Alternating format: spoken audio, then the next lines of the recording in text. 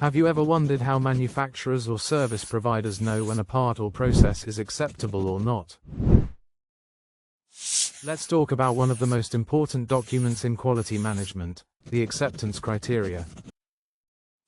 Definition: acceptance criteria is a guide or reference document that outlines a set of clear, specific conditions used to determine whether a part, process, or group of parts meets the required standards. It defines what is considered acceptable, pass, and unacceptable, fail.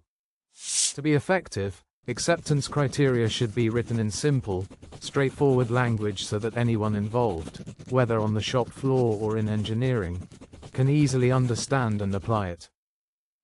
Now let's break down the typical elements of an acceptance criteria document.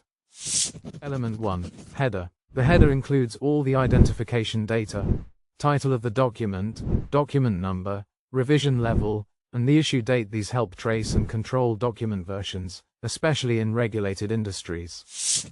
Element 2. Table of contents. It gives a quick overview of what's inside. It helps users jump directly to the criteria they need, saving time and avoiding confusion. Here is the example. Element 3. Criteria section. Each chapter or paragraph describes the specific criteria being evaluated. For example, anodized coating. Element 4.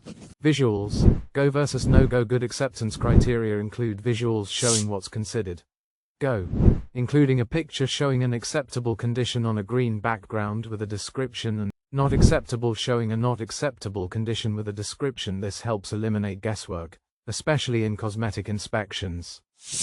Element 5.